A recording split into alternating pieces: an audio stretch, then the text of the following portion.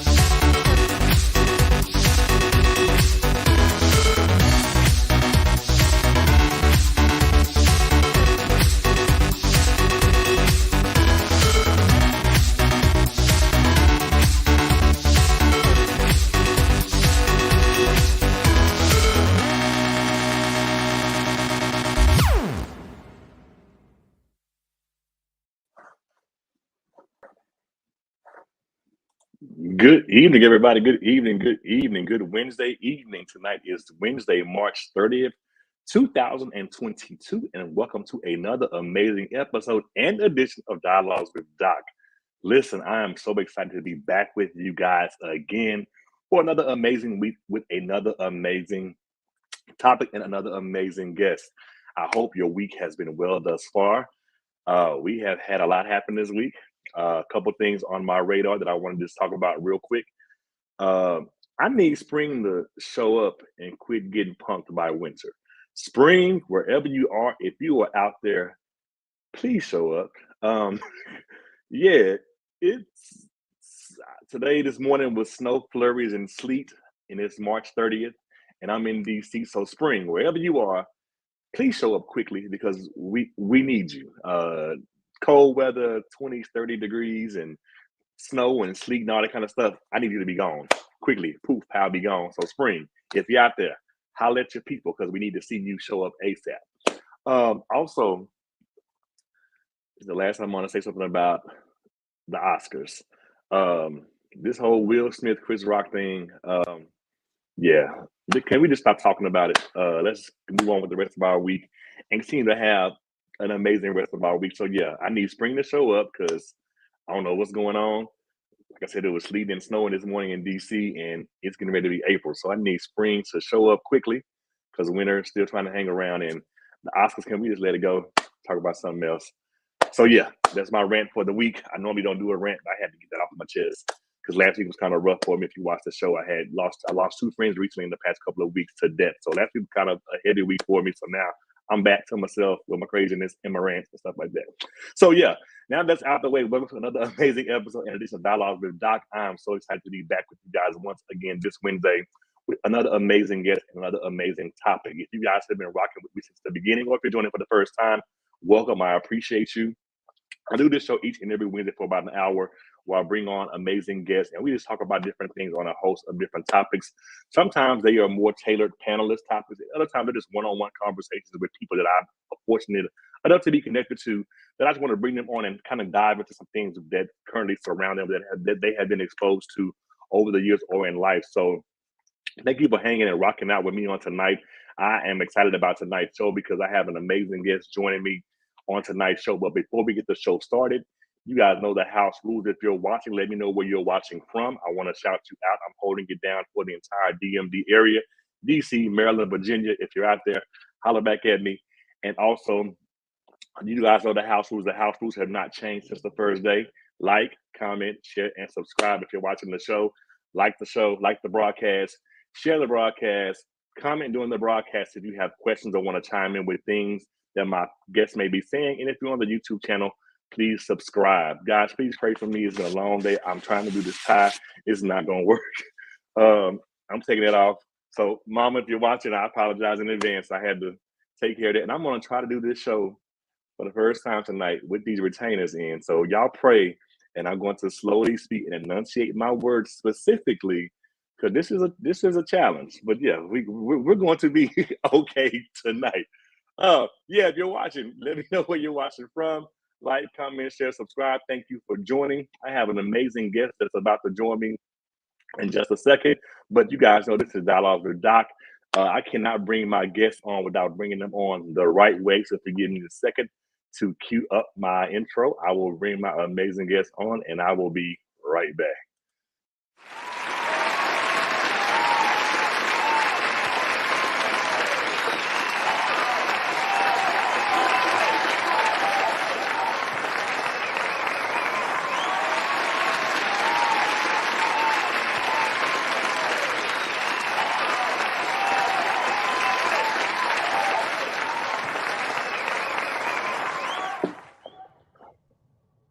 Dr. Rodney, how are you, sir?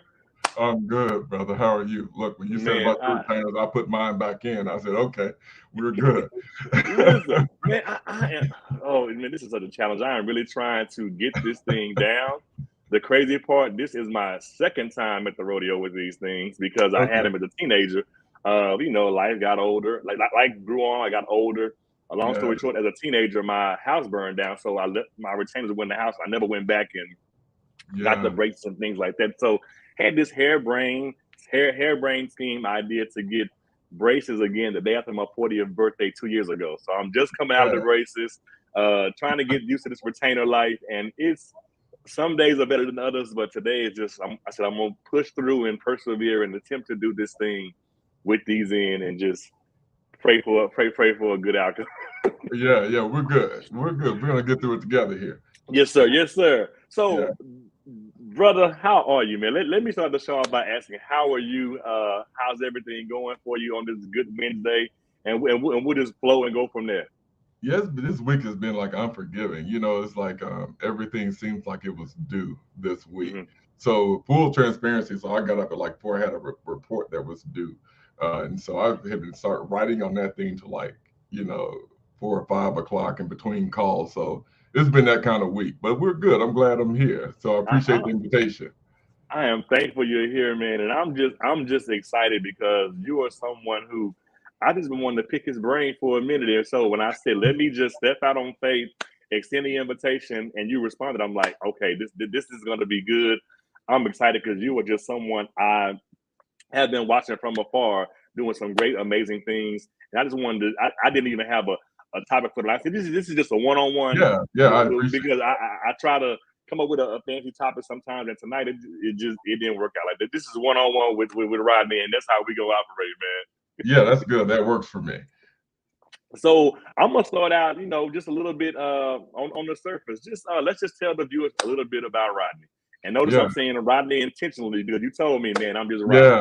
I put Rodney or the other stuff on the paperwork, but I'm Rodney.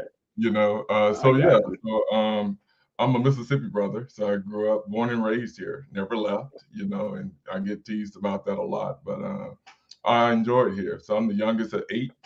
I grew up in the Mississippi Delta and all of that. And let's see, my parents are deceased, both, lost them pretty early on. My mom to breast cancer. My dad died sometime later. But very close-knit family, really, my dad, my granddad of 3. My kids are, my daughter's 30. She'll be 31 in April. My son is 26, and my grandkids are like 9, 7, and 5. 4. That's man. So that's how it gets started. I love it, man. Yes, Thomas, definitely a great person. I see Thomas knows you too, man. So we're in good company. Nice. I'm super proud of him. I am, depending on the week and the day. I used to be till he left me and left DC. So that's my boy. I love him, but I'm still mad at him. He left me, but he got to do what he got to do. So I'm not mad at him. I'm super proud of Thomas. I mean, to tap into all that potential I saw in undergrad, it's amazing. Man, listen, I'm gonna get into that. I got some questions on that. Okay. I'm gonna go. Let's talk about Rodney the family man for a minute. So you said you have 3 grown children and you have grandkids. Let's talk about that. 3 grands, right? Okay. That was enough. Yeah. And they keep you busy. I know the grands keep you going. Yeah, but it's a different experience, right? I've had this conversation with some other dads, and it's like I was a young dad, with my, particularly with my daughter. I was a very young dad, and sometimes when you're a young dad, not sometimes, for me, I'll use I statements. So for me, when you're tense and trying to get through things and the struggle, you're deep in that struggle part. Yeah. And all of that, and then you're trying to parent, you're hothead about everything, right? And so, they probably got a little bit more of the tense me than with being a grandfather. You're in a different space. Like, it's more relaxed. Everything is not as serious. Like, they wheel through the house on their bikes and stuff. And my daughter be like, you would have killed me. And so it's a different kind of thing. It's like, it's a little bit more relaxed. But I do call them like rentals. Like, they like red box rentals. I get them for 24, 48 hours and give them back. Sit them right on. Yeah. I'm gonna pump you up with all this sugar that I'm gonna send you on. Yeah. Send you back. Yeah, I've done my time. I love it. I love it. So when you look at your fatherhood journey, Rodney, Uh-huh. If I were to ask you, what's been the greatest lesson that fatherhood has taught you, what would you say? It's really about selflessness. I think it's a and it's a work. It's always a work in progress because your kids Mhm, are at different phases of their lives, and you're trying to move around them.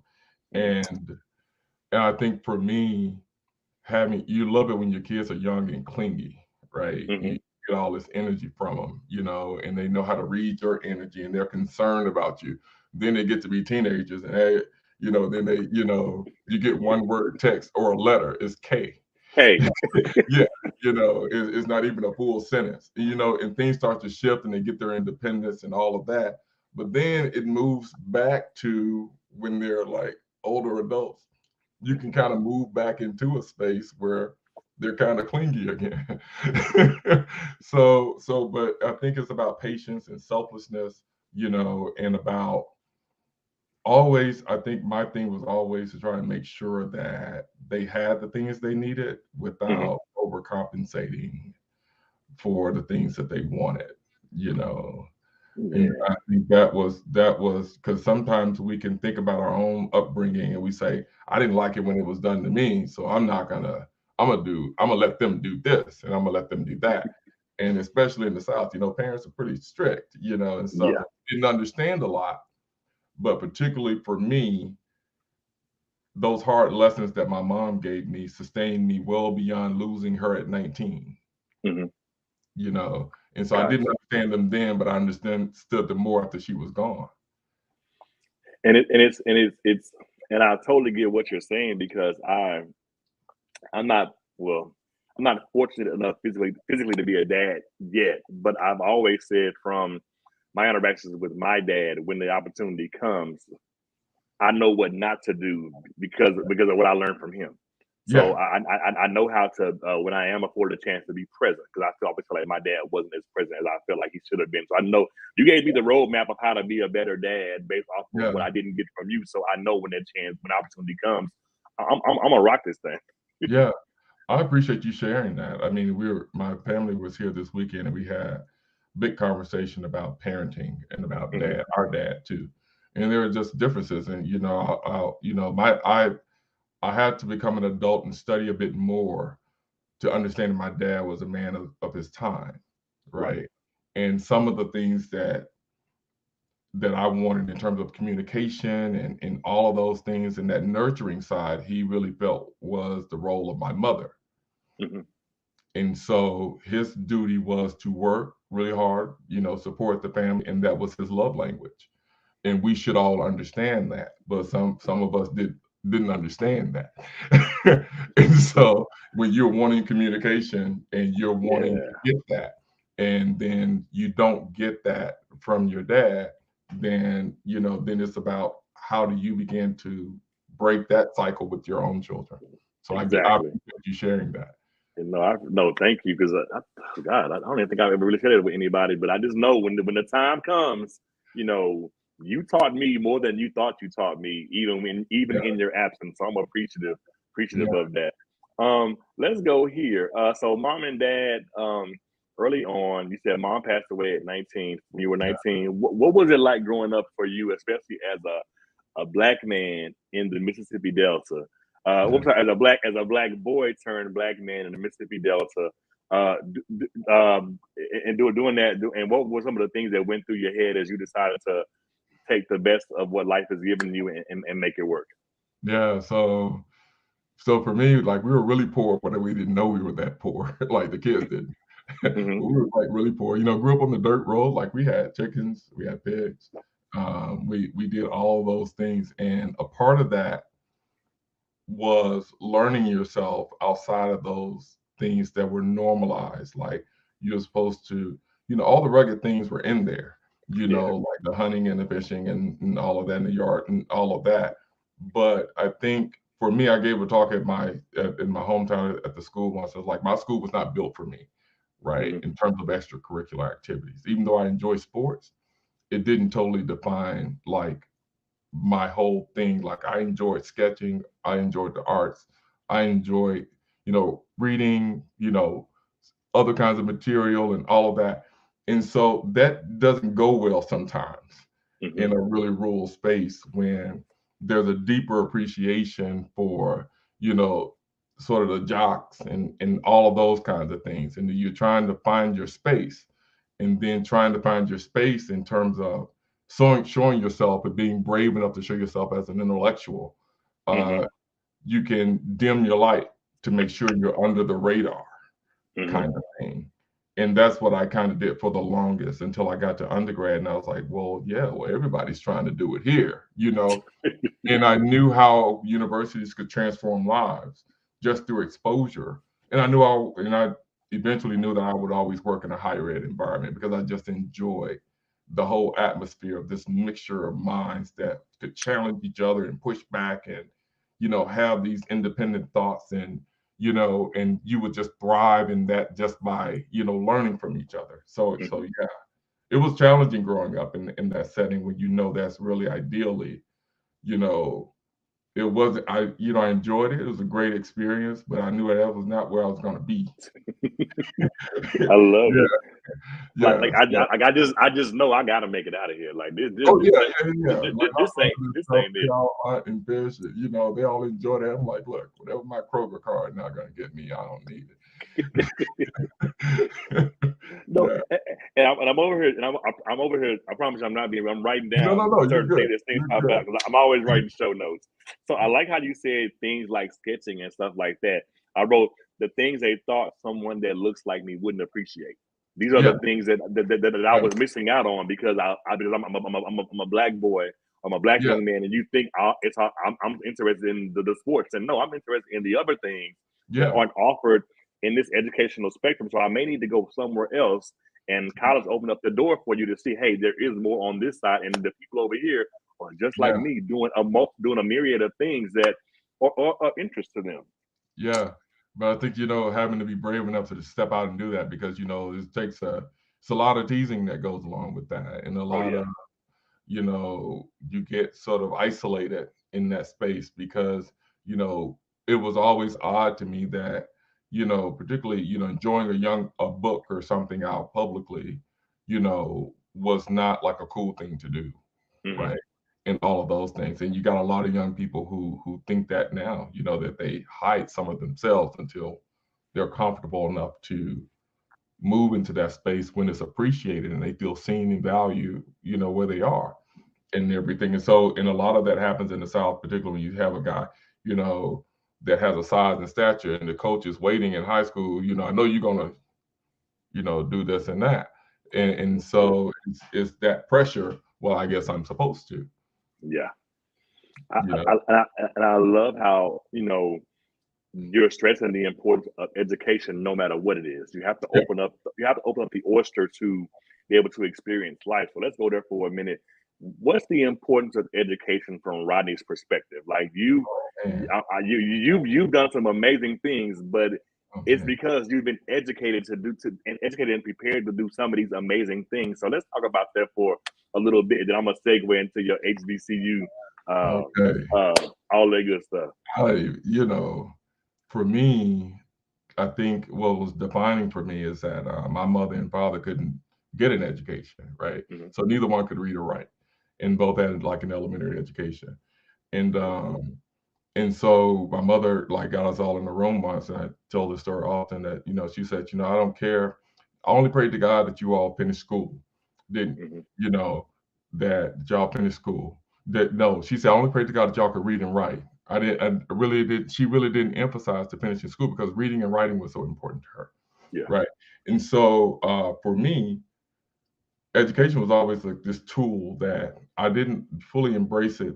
That when you really understand that my mentor put it like this, when you know that you don't know anything, then you're open to everything, right? And so I was always aware that I was pretty bright, but I understood that pretty bright meant that you understood you didn't know anything, and that you're always curious about a bunch of different things. And you surrounded yourself with people who pushed back on you and offered you a different perspective. You know, many of my closest friends don't even live in this state, you Hmm. know. So it was about exposing beyond my community and learning formally and informally, was super important for me. But I think education for me was a tool to really break what I thought was generational poverty in my family line and began to do something differently and expose my family to possibilities where my nieces and nephews say, I'm the first one with a terminal degree and Yeah, all of those kinds of things where you can start to set these benchmarks indirectly, with family members to say these things are possible. These exactly. things are attainable. It's not, and I want to pin it with this, it's not a tool to hit people over the head with. It's not a tool to show people how bright I am. You're not pushing back to show I'm the smartest one in the room. You're pushing back to get opinions, and I've seen people do that, been in settings where it's all about what I know. And it's not that I disagree. I just want to show you that I know more than you do.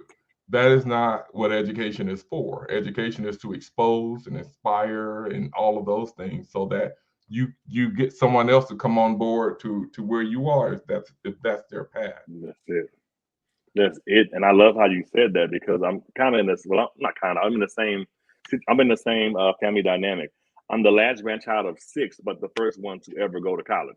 Yeah. Then the first one to ever earn a terminal degree. So for me, it was more so of the let me set the standards for those coming behind me to let them know, hey, this is attainable. Hey, this is real. This is tangible, and it's not to beat you over the head, but it's to show you there is another avenue you can travel down if you don't want to go into this particular area or that particular area.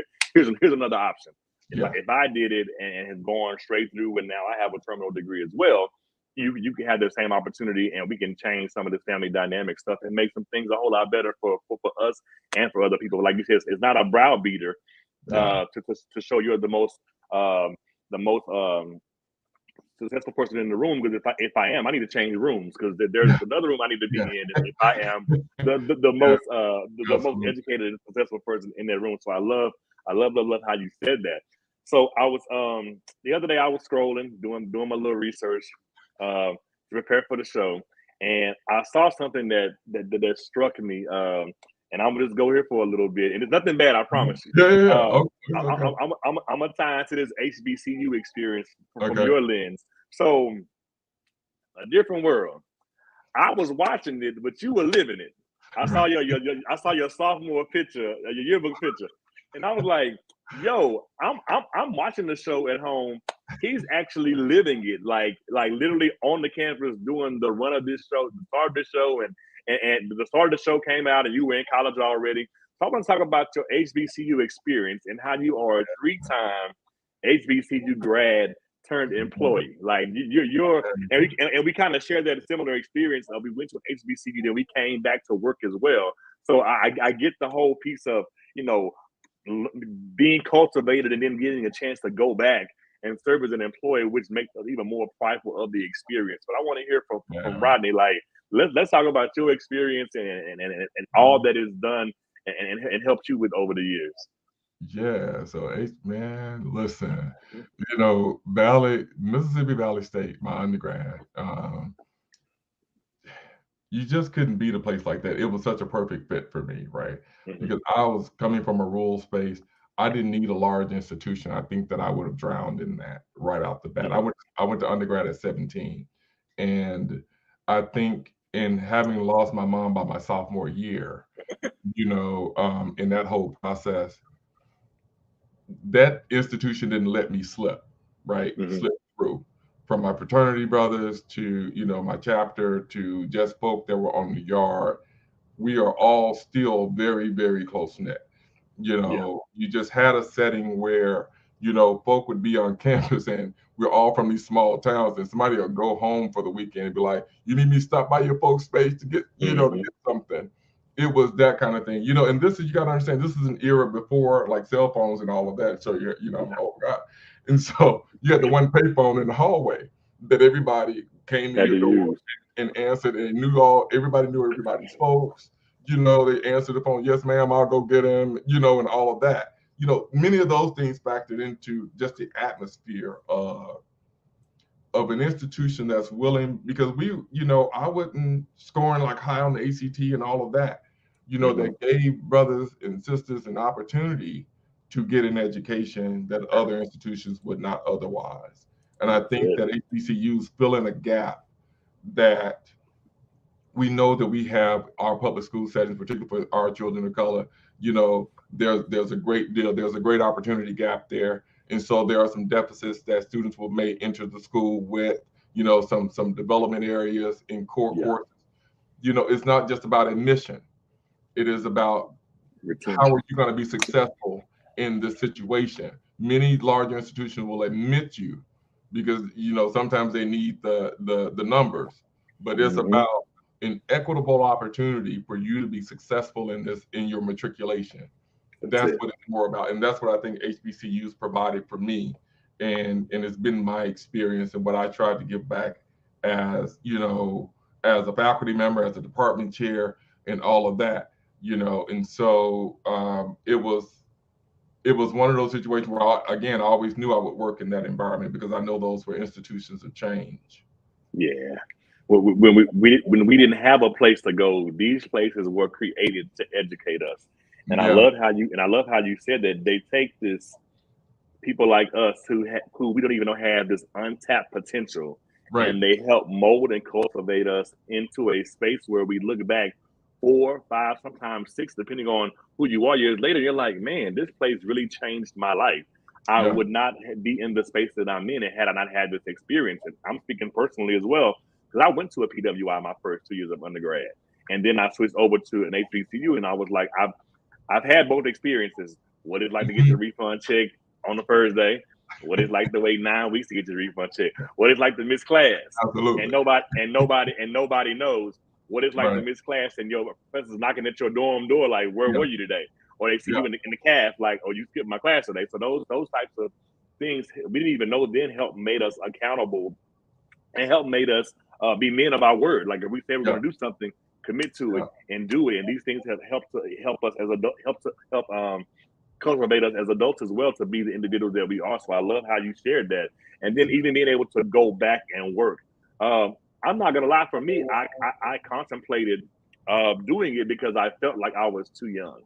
yeah, When I went and I finally made the decision to do it, and it was like I'm right where I'm supposed to be. There yeah, are younger students younger than me who and we're coming in, and I'm coming in from bringing my expertise and my experience and helping to help cultivate theirs, and it made it so much easier for me to love my institution even more, love the students that I work with, because I've lived that experience. I know yeah, exactly what that feels like.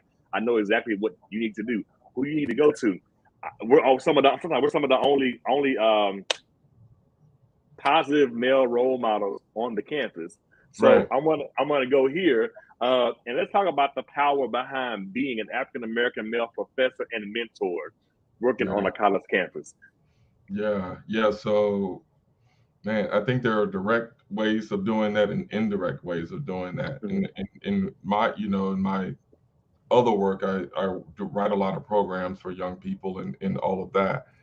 And so I was in education, and so there were not a lot of males in education. There was in secondary ed, but my terminal degree is in early childhood education, and Mhm. particularly in earlier grades, right? And so I did come in contact with a lot of young men, through my years at Jackson State. Thomas being one of them.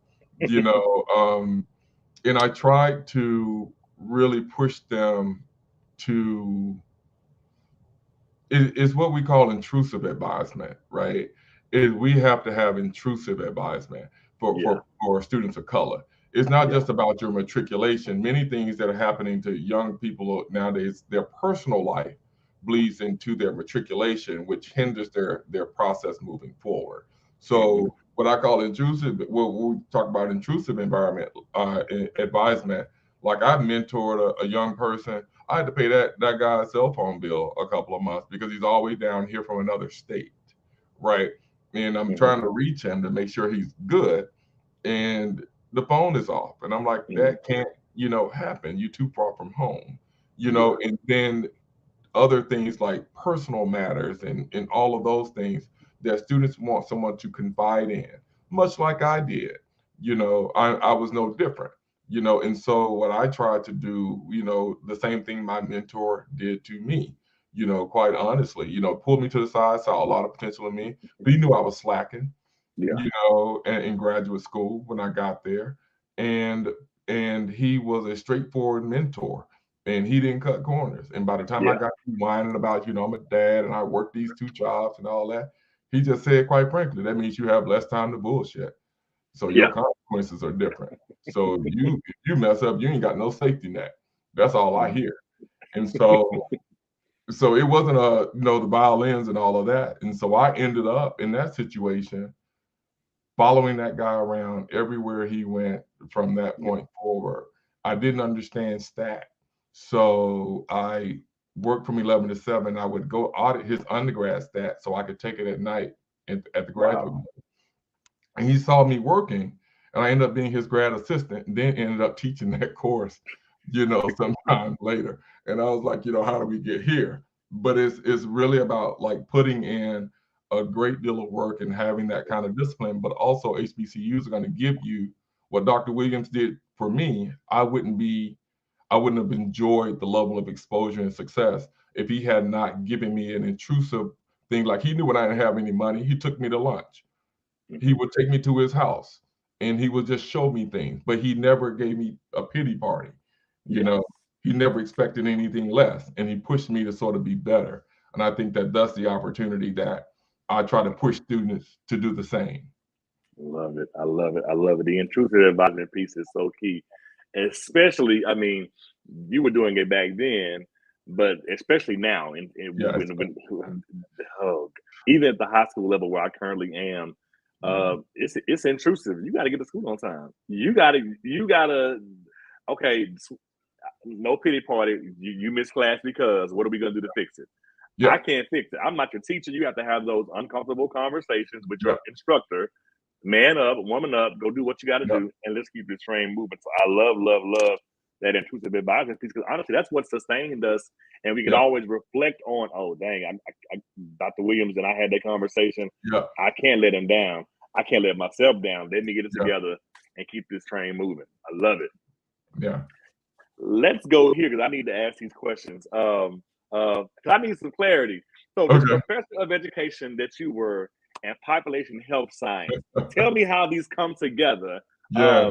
to do the great things that you have been afforded to do. I said this man is in the education department, population health science. I Yeah. don't even have the time to uh, dig. I'm just gonna ask him, how did these two areas come together for you, and what is it? Yeah, so it's interesting. So I have 4 degrees, right? Mhm. Undergrad, criminal justice, then grad criminology, and then a second master's in clinical mental health counseling, and then the other piece, the doctorate in early childhood.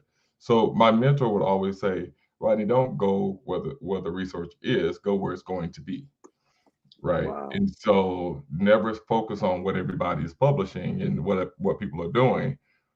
Think bigger than that. Think ahead of that. Think about where the research is going to go. So I knew that with my background, I was a correctional counselor. I did juvie counseling. I was a correctional officer and all in juvie for like 4 years. But I would Mhm. always ask those kids, sort of like a qualitative researcher, like, why did you end up down here? And all the 4.5 years, I did all of that. Then went to do counseling. And so in the correctional counseling, they would always lie to the counselor when I was an officer, but they tell me the truth, right? Because I was not in control of whether they got released or not. And Yeah. so, but from that, I learned to write programs specifically around the narrative that I heard while they were giving me all of that information. So I sort of logged that, and I started writing like uh, population specific, programming that would meet the need or mitigate some of those things that I heard when they were in there. And Mhm. so I got into early childhood. So school started having all the shootings and all that stuff, and all the things started happening. Now, that's a whole nother thing because, yeah. But violence started increasing in school, Yeah. right? And so I knew that my background as a correctional counselor and all of that was spill into education. Education would have to get something in place to nail this down. So I had the background, I was prepared for that. But I didn't have, when I went for the early childhood degree, I didn't have the developmental phase of that. I knew what happened when they came to me in the correctional setting, but I did not know what was supposed to happen early on in those crucial first 3 years that could circumvent some of these things as well. Right. Right. And so I went back for the training in early childhood education to get the developmental piece of what was supposed to happen that would go with the juvenile justice piece that I already had. And then went back and got the clinical mental health counseling piece, so I could really understand behavior from a clinical standpoint. And so all of those things move together. And so that by the time population health rolls around, is really just looking at all of those different indicators, those social determinants, that prompt a lot of these things to occur within Right. specific populations. So my mixed bag just ended up working, in population health science, to begin to bring all my experiences in programs and education and corrections and high poverty communities, community engagement, all of it fit into population health science. This is crazy. Crazy from the lens of we go get these degrees in undergrad and we never end up using them because we end up doing something totally different and we get the extra degrees and it's like eventually it all comes together Yeah. to just develop into this amazing thing. Like with me, my undergrad is in business. Then I Yeah. got the master's in education and then the doctorate in higher ed leadership. So now all of these things have now come together just like you. And you're looking like, well, I had no idea 10 years ago this is what I would be doing, but the path was already set. I just had no idea how Already. I would get to this point. And I love how you said, go where the resource is going to be. We become so complacent trying to go to what the immediate need is, Yeah. but where is the resource going to be? So I'm gonna probably tweet that later and tag you in it because yeah, Yeah. Yeah. That's the that, path. that's the path, man. Yeah, go where the So research is going to be because everything's going to trend. You have so many things that trend. They all the stuff around. Like I get kind of bothered, not kind of. I get bothered with all the back on black crime thing that I thought we had moved away from. But that's sort of coming back, and yeah, everything sort of gets to be trendy. And when things start trending, then that's what people start to write about because that's what's going to get you the attention. And that's the other flip side to academics is that you can write things that are super relevant to your community, but it may not make top tier journals. mm-hmm. It may have to make the journals that really speak to the folk that you're really trying to impact. And so higher ed in this whole thing around academics, it's a tricky situation because it can be really political, particularly when you have a HBCU background Mm-hmm. if you're trying to get into spaces, right? And so, yeah. Let's talk about this is a question that I don't even have, but you just Yeah. made it jump out at me. How, as you begin to contemplate your exit from higher ed, how how how did it change so much? Like, what do you think the biggest change was as you begin to exit out versus when you started? Listen, I I'm just gonna say this, and I started teaching at 25. I got my Mm, first class as a GA at 24. I was teaching an undergrad course at like 25. I'm gonna say this: the online degree model really like wrecked us. The online degree where we got so focused on enrollment and not the integrity of our programs. That's me as a retired faculty member who can speak freely now. mm-hmm, It really became a numbers game. I think mm-hmm, that when institutions start seeing these bigger institutions, online institutions like Phoenix and all that stuff, getting like 60,000 students enrolled and start looking at what that revenue looked like, everybody was on board. And while online education has its place because things have shifted and changed, I'm not saying folk need to go to the library to study or get book finds. I'm not that prehistoric, but I do think that you have some students who need the environment itself, yeah, who need the environment itself. And what does that do to students who are struggling? Particularly that came out. I wrote an op-ed about the impact of COVID-19 on students facing financial hardship, and because School is a place that it's a secure space out of a dysfunctional environment if that's what you're in. Yeah. You have a space to live independently, at least for those semesters. You can probably hang out with your homeboy until or couch surf until the dorms open back up. But it's a safe space. And I think that sometimes we lose some of that. And so now undergrad, sometimes higher ed now feels like transactional. I paid for this course and you can't fail me no matter how I perform, no A matter lot. how I perform in the course. And so now we're in a situation where people are moving through, sort of like a higher ed social promotion thing or something. And they're moving through. And back when I was defending dissertation, you didn't say anything until you were hooded. Now some of these students will change their email signature before they're out of the defense. That's it. And you're like, wow, you know, and some of that is just the concern around getting the title, Hmm. not so much the skill set. Yeah. No, you're Yeah. right. And it's funny because I was reflecting as you were talking when you started talking about the change. And this is me coming from being an undergrad and then going back to work in an institution. When you talk about the numbers game, remember when the big wave, the big push was the job with the work they opened up the work programs where as people were working and going back to school, the companies would pay for the employees to go back to school to So get their degrees, yeah, and then as the companies stopped getting the funds and things like that to push more employees to go back to school, then it was this big wave of online programs, like you said. Takeem, I see you. Just had the transactional conversation with my team today.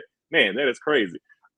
Yeah, like, and now it's like the numbers game. All these online diploma meal programs yeah, uh, that are just pushing people through, and you're sitting here like, as someone who's gone through the higher ed intake process again to get a terminal degree, you're like, yeah, something ain't right here.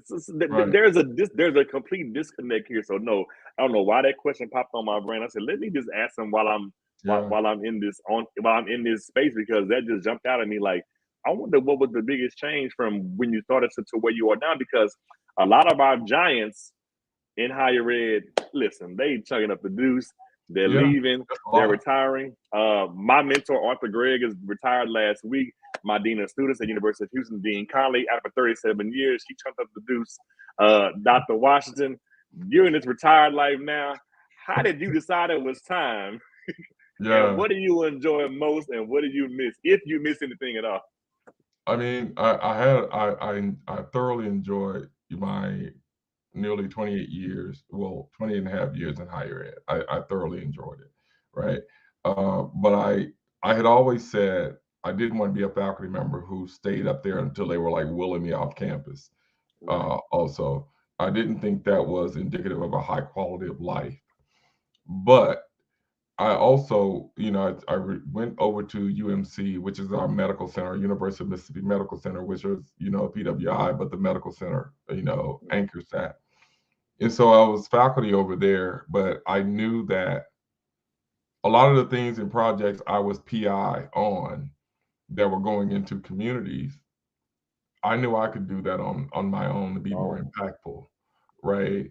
And so I'm less concerned at this point in my career whether the paper comes out of it, in those kinds of things, because my conversation with many faculty members is we want community folk to go out. We go out there as researchers and we give folk a 6-page instrument and we want to give them a $50 gift card and they tell their whole story without regard for their dignity around how does me giving you all this information change my trajectory in the community? How do these things trickle back? Maybe they do in policy, maybe they do, but I'm more fond of community engagement primary.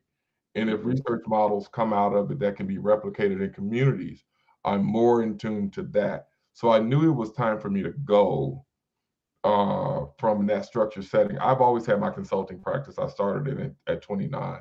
So I hmm, made this my full time thing where I work with lots of nonprofits here who I think are super talented, really motivated around really making change in communities. Not that higher ed doesn't, but I think that the enthusiasm and the effort and the excitement around really going into communities and being innovative with less red tape and bureaucracy around where the funds go really happens in those nonprofit sectors. So I enjoy thoroughly working with them to think through how we can really be impactful, and you see the change like happening. And so, yeah, so it was time for me to go, after, Like, yeah, I was kind of, I knew it was time to go. look, I've done my part. Yeah, but I Y'all always keep. said I would retire by 50, and I did. And so I said, I would retire, by the time I was 50 years old from the state system. That was always my plan as a 20-something. Because again, I kept seeing so many faculty members who I don't think they didn't have a life beyond campus. You know what I mean? Where when they went home, you saw a decline in their health, because all of those things. And I didn't want to be. I appreciated their service because that means a lot that you're that dedicated. But that wasn't my path. My path was to really be effective. If I feel like I'm not being effective, then I don't want to just continue to be in a post, and I'm not as effective as I was, say, 10 years ago, holding the position down, Yeah. So, And I love how you took ownership of it and said, I know when it's time. Like you said, so many people just continue to go like the Energizer Bunny, and like you said, there's no life outside of this place. And you're like, as for me, I'm going to have life beyond this campus. But burnout is It's real, what it is. brother. Let me be clear. Burnout is real, and I learned that as a department chair for like 9 years. I was really gung ho around, really being enthusiastic around. I can do it. I can do it all, and I'm Wonder Boy. And I was bringing, 2 meals to campus and come up there early in the morning, wouldn't leave till 7 or 8. And after a while of doing all of those things, you can begin to hit a wall. Your body can't sustain that. But but people are sometimes in your ear saying, "Oh, this is great," and next, if you keep it up, you're gonna be this. You're gonna ascend to this, and then you have to take a step back and listen to your own narrative to say, "Is that what I really want?" And if it's not, why am I doing this? Why am I doing this? Yeah. And so those became important questions for me in terms of am I moving my career path, or other people who are talking to me moving my career path? And how is that benefiting me, or is that benefiting them? That's it. Who's it benefiting more? Because if I'm who's burnt it out, benefiting more? if I'm burnt out, it's definitely not Yeah. benefiting me. And you Yeah. talk about this life beyond campus. And one thing that I really, really, really, really, really admire and respect about you is you have this balance, man. You were doing the faculty thing. You spend time with your family. Another area is this fitness thing. So let's talk about this for a little bit. How Yeah. did your fitness journey start? Where you just decided being my best self was most important to me. Oh yeah. I think for me it's a wellness. It's more about the wellness part of it, because I think I'm very spiritual. I enjoy meditating and all of that. But my running started in undergrad. Whenever I got upset, I ran distance. I would like run the campus. Wow. Like, I think sometimes my fraternity brother would know when I was upset with the job. He'd like I'd be running around the whole campus, right? And so right. And Oh, he so mad again. yeah, he's mad again with his Walkman off.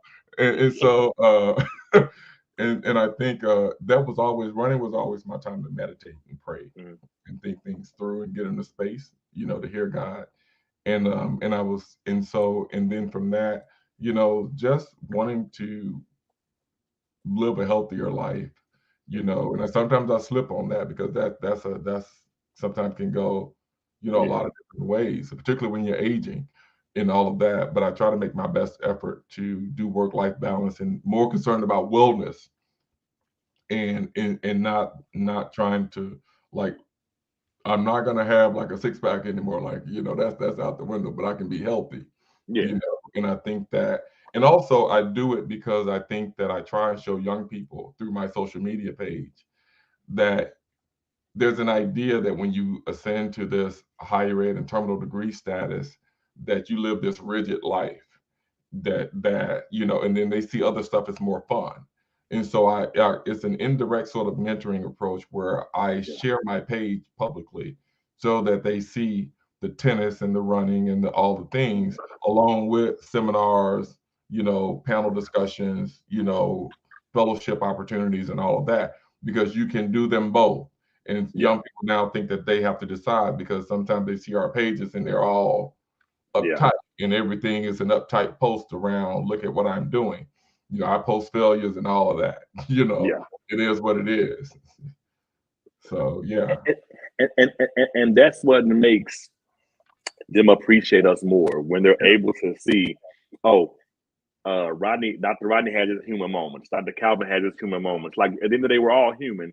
And I don't want to show you just the good stuff. I want to show you the bad stuff. Because you never know how, even when me sharing something bad can inspire you or motivate you to push a little bit harder or something like that. So I love how you said, because even my page is public to the point where you never know how I feel. One day I'm gonna give you some gospel, one day I'm gonna give you some ratchet, and one day I'm gonna give you a nice little. But I want to show you I'm balanced, and from the lens of everything isn't peachy, and some stuff makes me laugh, some stuff Yeah. makes me want to fight. Like it is what it is, and it provides that balance for you just to show that being my best self for me is being my authentic self. Like you said, for me, like you said, for you, it's running. Like they know when Rodney takes out running or he runs distance, he either is mad about something or he has a lot on his mind. And I Right. love how you were able to find an outlet. And even at 42, I'm still, trying to find my outlet. It may be, I tried something, a painting class recently just to see, I just I didn't even look at the pictures she put on there. I was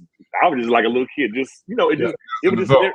it was just therapeutic just to do something Yeah. different, because you never know how something as simple as just playing in paint and putting it on a canvas Yeah. helps you relieve so much stress or whatever you may be going through. So I love how you said for you it was fitness, and it just became a wellness drive, and me just being my best self. And as we get older, we have to find new avenues and new ways to continue to be our best self, because this life and these things happening around us can begin to weigh down so heavily on us, and we got to just keep ourselves in the best headspace, both physically, emotionally, and spiritually, because somebody's looking at us that Yeah. we have no idea, and they're looking at Absolutely. how we may respond to something. So I love how you said that.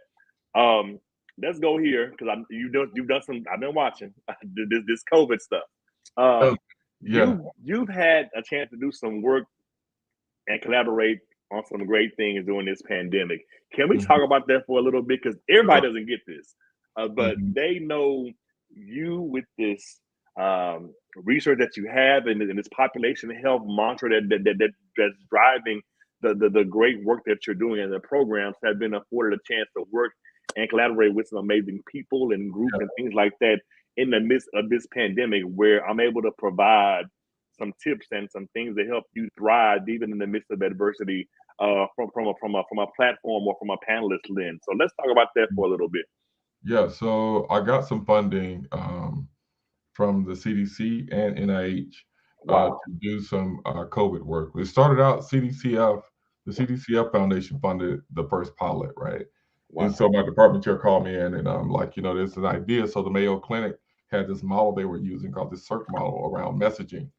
And I thought it would be a good fit for the Mississippi Delta because the Mississippi Delta is sort of isolated. It's really rural, high poverty Yeah. communities, and they don't have, sort of the access to things that other areas do. So how information gets to them is a different kind of thing when there's already distrust around whether COVID is real at that point. It was just starting out and all of those things. And so that ended up being some substantial work around what messaging looked like. So we went into communities and we did a lot of listening sessions and tried to understand how people get information. What's your best avenue around you? What are you hearing? Where's the source of that? And what we did was we got folk from the community and we armed them with the right information to be the influencers in those communities. So each county had 5 communications leaders and I would meet with them and have conversations with them, arm them with print material to take into communities, and then it was a bi-directional communication model that they would then bring that information back and understand what the problems were with that information. And we tried again, and we just keep trying it until we got more and more information out, until it landed moved into vaccine territory. It moved into distrust around the government, particularly in the Trump administration. Black folks were hearing all kinds of things. It's 5G, it's a tower over here. I'm not going to take the vaccine and all that kind of thing. And a lot of things were going on. But it would be households, though, that what was scary for me, which is why I was really serious about getting into communities, is that rural communities have multi-generational homes. So you got grandma living there, you got the mom, and you got young kids who are too young to be vaccinated. Getting the wrong information could be deadly. And you would hate that this adolescent brought home something and gave to grandma, and grandma lost her life, and that's on that young person's conscience. And so understanding, and some of the guidelines were not specific to, they say isolate and social isolation. Well, how are you going to isolate if there's 8 people in this house in a 3-bedroom? There's no way. And so we were having conversations with, folks that were putting out material. It's not conducive to a lot of Black families. That's not how we move. We ain't got a spare room with a bathroom where we can just isolate this person. So let's get some more information. There's no way. Yeah. So that's what's going on with the project. So we use this CDC model, or CERC model, to just do messaging specific to these communities that would be carried by members of the communities who had influence. Man, and had you not done the pre-work, I don't even want to imagine what type of shape the Mississippi Delta area would be in had you all not taken action to do the pre-work to help alleviate some of the misconceptions and the misinformation and all the other. Yeah, there's a lot going on, and still today a lot going on too. Yeah. Okay. What role has your faith played in your journey, man? You have done a lot, and from just hearing your story, from growing up to where you are now, how important has your faith been in all of this? Yeah, it's my faith centers me. So it's how I start. I try and start each day. I don't think that without a strong faith, with some of the challenges that I went through early on, I don't think that it could have gone a lot of different ways. And so I understand that God put people in my path to really keep me directed, to keep me, I met a Dr. Williams in undergrad. I had a work study, Miss Cagney, then undergrad, that took care of me and let me work over so I can get like $80 back or something. You had people in your corner that I think God was they could have decided not to be that person. Yeah. But I think that spiritually, there are folk in this life who are givers, and there are folk who are takers. And sometimes the takers can learn to be givers by exposure. But sometimes, but it's all a choice. People have to decide. And my faith walk allows me to, no matter how I'm treated, I try to be as consistent as possible about it's not for that person, it's how I'm built. Right. And so my faith walk is really profound. Galatians 6 says, be not weary in your well doing, for in due season you will reap if you faint not. That's right. I mean, don't ever get tired of doing good, because in your season, it's not for the individual. You've done your job by doing the right thing. It is for that it's the test of that person that you're doing it for, to decide how to treat that. And so my faith walk is really strong, and it allows you to leave a lot of things alone that you're ready to swing on somebody in your 20s. It allows you to let things go, that you harbor and fester in yourself if you learn how to let it go spiritually. That's it. Like, somebody passed the offering plate. If you learn those things early on, when you get older, we learn how to not sweat the small stuff. It'll pile up, and it'll make you attempt. You're like, it ain't even worth it. Let me just. It's not worth it, because it's not your test. Whatever your test is whether or not you did the right thing in that situation or not. But it's not your test to harbor that or hold that you know, and it's okay to let people go and free them up. You can free people up. You give them the space. You know, if it's uncomfortable, it was uncomfortable for me too. Listen. Okay, Doc. If you had to reflect on the life you've lived up to this point, are there still any things on your bucket list? No, yeah, I tell you, I try to live my best life. Most of the people who know me in my circle know I'm gonna take care of me first. I am always gonna. I grew up in the South. You know, where you pulled out the best things like once or twice a year. I eat off of it every day, and I use it every day. I'm gonna take care of me first, without any regret or remorse. So there's nothing. You know, I think that now at this point in my life, where I have the freedom to move and work if I feel like it, and work and not if I don't for 2 or 3 days. You know, I think I'm in a space where, you know, the freedom of Damn that good space. is really profound for me, and I'm deeply blessed to be in this situation. Like I'm in a damn good space. Yeah. It is what it is, and I'm loving it. I feel you, man. So, Doc, we gonna close this thing Yeah, out. What's next for you? What are you? Anything you working on? Anything yeah, you want to share? Any books coming sure, out? Anything like that? This is your time to share and tell the people how they can keep up with you if they want to sure. keep up with your journey and what's going on with you. So I have a couple of really amazing projects, and so I'm doing some work here with the Juanita Sims Doty Foundation. They're doing a dehumanization model that we're heavy into, and understanding how families get services, how that interaction looks. So we've been doing research around that. Um, and it's two-pronged. We're working with OFA to look at an equity lens across their work. Working with got some work with the Morehouse School of Medicine. They were funded for an African American Family and Child Research Center, and we are, you know, I'm now collecting data. We're going to be collecting data in the Mid-Atlantic and Southern states on early Head Start experiences, and how we can improve like those quality of life indicators. Got some work here at Help Me Grow with another nonprofit that's linked to getting services to birth to eight here with Mississippi Families for Kids. And so it's just a lot of work, you know, that I have, you know, and also there's a Truth, Racial Healing and Transformation grant that I'm also working on with the Foundation for the Mid South, where we're doing work around how we can start to do racial healing here in Mississippi, and it's funded through the Kellogg Foundation as well. And so just a lot of things happening. It's a lot of work that keeps me on my toes, but it's all the work that I want to do, you know, so it makes it Yeah, worthwhile.